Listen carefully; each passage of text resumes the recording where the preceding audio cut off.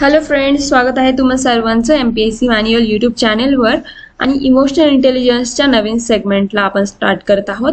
कालच्या व्हिडिओमध्ये आपण इमोशनल इंटेलिजन्स एक्झॅक्टली काय आहे त्याचं ॲबिलिटी मॉडेल आणि डॅनियल गोलमन यांनी दिलेले इमोशनल इंटेलिजन्सचे डिफरंट एरियाज काय होते ते देखील आपण बघितलं आहे. त्याचे एलिमेंट्स बघितलेले आहेत.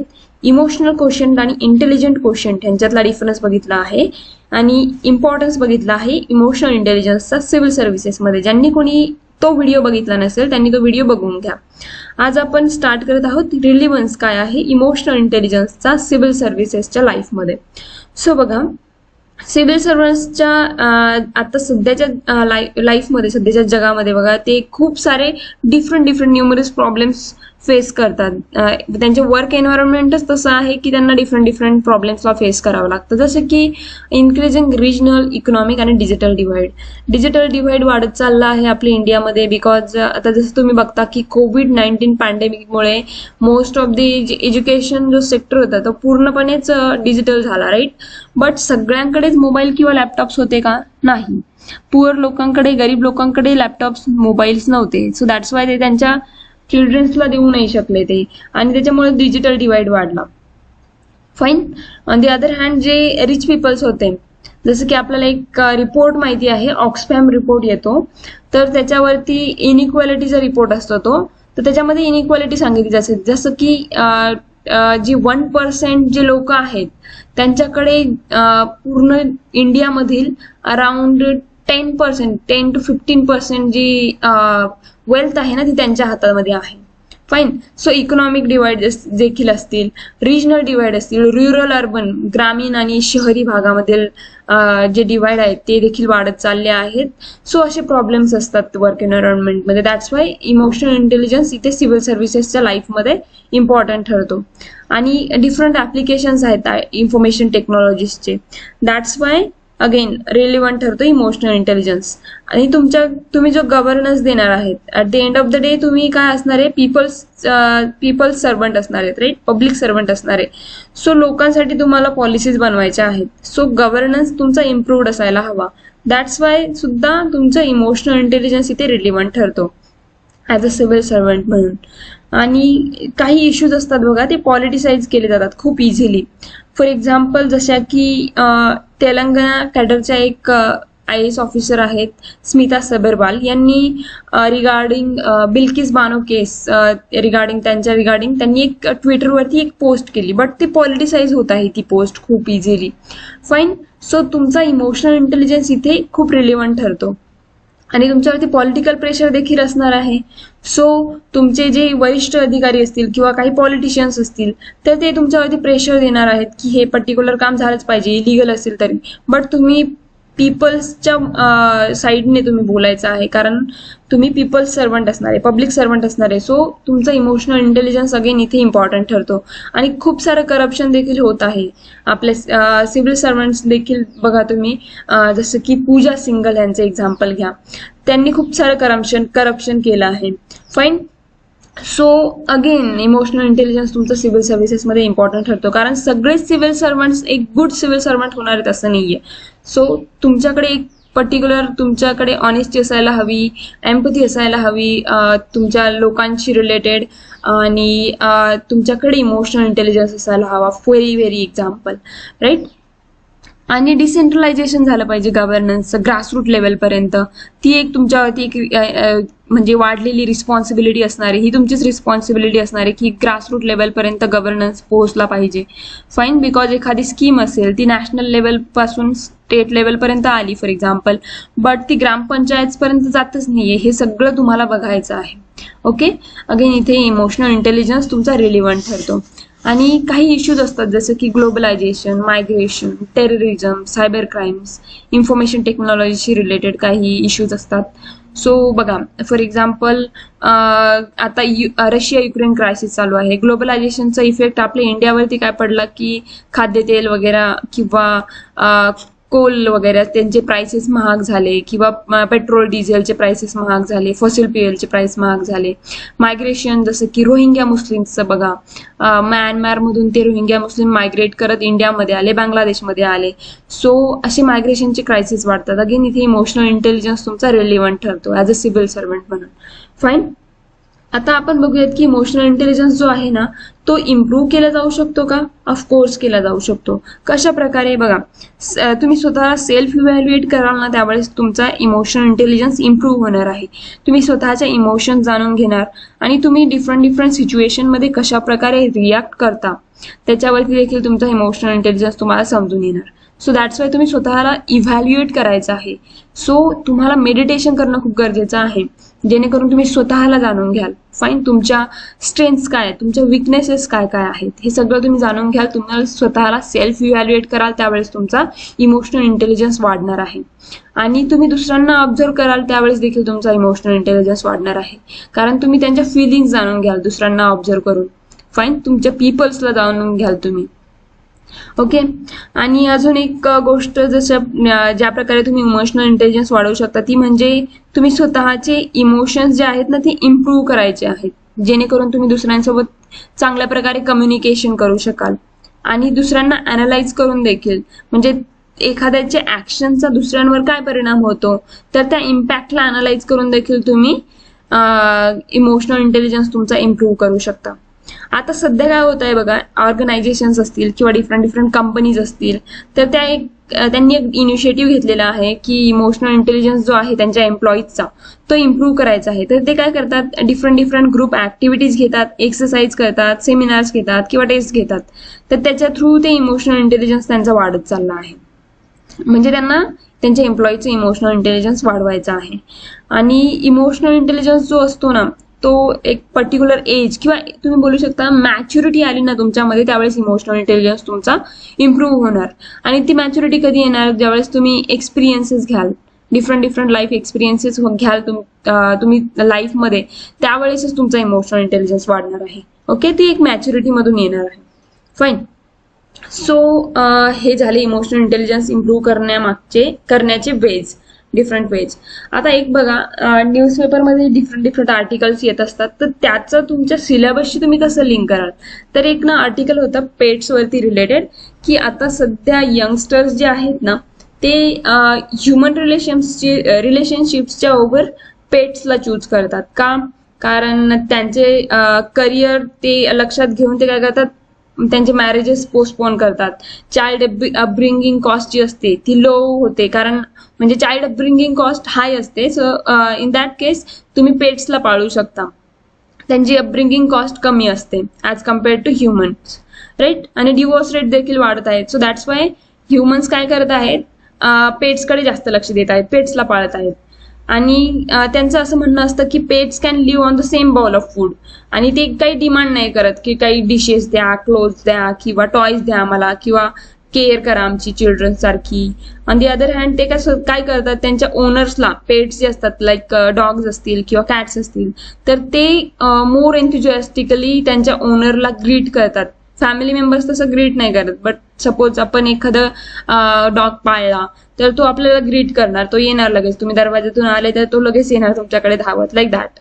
ओके. आणि ह्युमन इंटरॅक्शन्स जे आहेत ना त्या कॉन्फ्लिक्टमध्ये येत आहेत सध्या, लाईक हजबंड वाईफ किंवा पेरेंट चिल्ड्रन. वेरॅज पेट्स किंवा ॲनिमल्स ते कॉन्फ्लिक्टमध्ये नाही आहेत, त्यांचे जे इंटरॅक्शन्स असतात.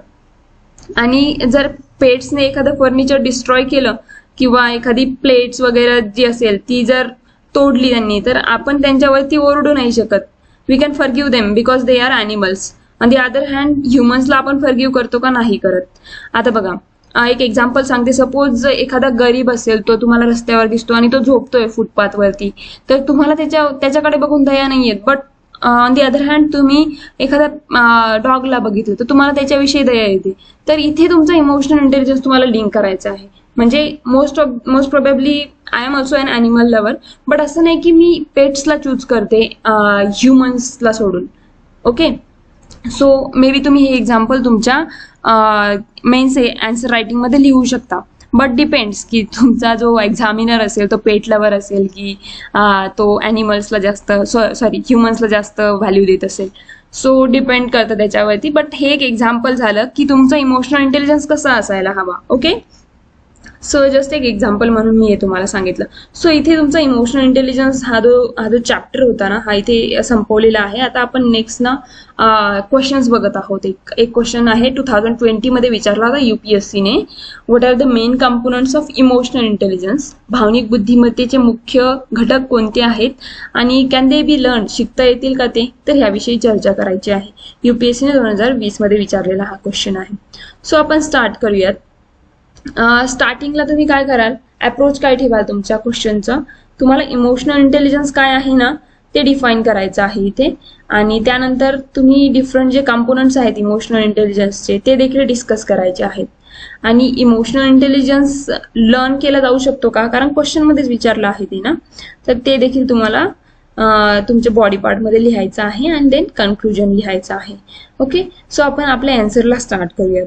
तर इमोशनल इंटेलिजन्स ही एक ॲबिलिटी असते तुमच्या स्वतःच्या ज्या इमोशन्स असतात त्या मॅनेज करायची, अंडरस्टँड करायची आणि तुमच्या सोबतचे जे पीपल्स असतील, डिफरंट तुमचे फ्रेंड्स असतील किंवा सोबती असतील, त्यांचे देखील इमोशन्स तुम्ही समजून घ्यायचे आहेत आणि मॅनेज करायचे आहे. ही झाली इमोशनल इंटेलिजन्सची डेफिनिशन, तर ती तुम्ही लिहिली. देन अजून काय लिहाल तुम्ही इंट्रोडक्शनमध्ये, की ज्यांच्याकडे हाय डिग्री ऑफ इमोशनल इंटेलिजन्स असेल ना, सो इमोशनल इंटेलिजन्स असेल तर ते काय करणार, त्यांचे इमोशन्स समजून घेणार, त्यांच्या इमोशन्सचे मिनिंग काय आहे, ते काय फील करतात हे सगळं ते समजून घेणार. ओके, आणि हे इमोशन्स दुसऱ्यांना कशा प्रकारे अफेक्ट करतात हे देखील ते समजून घेणार, ज्यांच्याकडे हाय डिग्री ऑफ इमोशनल इंटेलिजन्स असेल ते लोक. ओके, आता आपण बॉडी पार्टला स्टार्ट करूयात. सो डॅनियल गोलमन यांनी ना ऍक्च्युली 5 आहे, काही बुक्समध्ये 5 मेजर कॅरेक्टरिस्टिक्स आहेत, काही बुक्समध्ये 6 मेजर कॅरेक्टरिस्टिक्स आहेत. मी ऍक्च्युली ना आन्सर लिहिताना 4 लिहिले होते, पण मला नंतर आठवलं की अरे हा मी अजून 2 ऍड करू शकते, सो इथे मी 6 केलं. So 6 major characteristics Daniel Goleman यांनी दिल्या होत्या इमोशनल इंटेलिजन्सच्या. सो तुम्ही अशा प्रकारे एक डायग्राम बनवली, Goleman model of emotional intelligence. Then self awareness. Okay, self अवेअरनेसमध्ये काय येणार की सेल्फ कॉन्फिडन्स फॉर एक्झाम्पल येणार. सेल्फ अवेअरनेस मधून एक ॲक्युरेट सेल्फ असेसमेंट होणार. आणि सेल्फ मॅनेजमेंट, तुम्ही स्वतःला कशा प्रकारे मॅनेज करता. Self motivation, relationship management, different relationships तुम्ही कसे मॅनेज करता. देन सोशल अवेअरनेस आणि एम्पथी. ओके, तर हे 6 कंपोनंट्स मी इथे लिहिले किंवा कॅरेक्टरिस्टिक्स तुम्ही म्हणू शकता. ओके, तर अशा प्रकारे ज्यावेळेस तुम्ही डायग्राम काढाल ना, एथिक्सच्या पेपरमध्ये ज्यावेळेस अशा प्रकारे तुम्ही डायग्राम काढाल त्यावेळेस तुम्ही जास्त मार्क्स फेच करू शकता. ओके, सो आपण बॉडी पार्टला स्टार्ट केलं आहे अशा प्रकारे. आणि देन तुम्ही त्यानंतर ती डायग्राम काढल्यानंतर पुढे लिहाल की there are 6 components of emotional intelligence. 6 components आहेत इमोशनल इंटेलिजन्सचे. जे एखादा पर्सन असेल ना तर तो काय करतो, विचार associated with the ethical conduct, तर त्याच्या एथिकल कंडक्टला ह्या ज्या कॅरेक्टरिस्टिक्स आहेत त्या असोसिएटेड आहेत. आणि हे लिंक केलं जाऊ शकतं डिफरंट ऍक्टिव्हिटीजला, जसं की तुम्ही एक ऑफकोर्स तुम्ही एक ऍडमिनिस्ट्रेटर बनणार आहात किंवा पीपल सर्वंट बनणार आहात, राईट. तर इफेक्टिव्ह ऍडमिनिस्ट्रेशन आणि लिडरशिप असण्यासाठी तुमच्याकडे ह्यासारख्या ऍक्टिव्हिटीजसाठी तुम्ही इमोशनल इंटेलिजन्सला लिंक करू शकता, की एक इफेक्टिव्ह ऍडमिनिस्ट्रेटिव्ह लिडरशिप असण्यासाठी इमोशनल इंटेलिजन्स गरजेचं आहे. आणि एक गुड वर्क कल्चरमध्ये देखील तुम्ही ह्या पर्टिक्युलर इमोशनल इंटेलिजन्सला लिंक करू शकता. आणि प्रोफेशनलिझममध्ये देखील, सेल्फ मोटिवेशनमध्ये देखील. ओके, सो असं तुम्हाला लिहायचं आहे. आता आपण जो सेकंड क्वेश्चन होता आपला इमोशनल इंटेलिजन्सच्याच ह्याच क्वेश्चनमध्ये सेकंड जो पार्ट होता ना, emotional can they be learn, emotional intelligence can they be learn, so त्याला आपण स्टार्ट करत आहोत, राईट. सो आपण फर्स्ट जो 2 पार्टमध्ये आपण डिवाइड केलं होतं ना या क्वेश्चनला, तर फर्स्ट पार्ट आपण कम्प्लीट केला आहे. आता आपण हे बघत आहोत की इमोशनल इंटेलिजन्स लर्न केला जाऊ शकतो का. ऑफकोर्स लर्न केला जाऊ शकतो. कशा प्रकारे, तर खाली लिहायचं तुम्ही की एक सोशलायझेशन मधून, ज्यावेळेस early stage of life family आणि स्कूल होते तर एक क्रिटिकल रोल असतो त्यांचा. ज्यावेळेस तुम्ही एखाद्या अर्ली स्टेज ऑफ लाईफमध्ये असाल, suppose 0 to 5 years of age, तर तुमच्या फॅमिली आणि स्कूल्सचा एक क्रिटिकल रोल असतो तुमच्या सोशलायझेशनच्या प्रोसेसमध्ये. आणि ही जी स्टेज असते ही इन्फॉर्मल असते.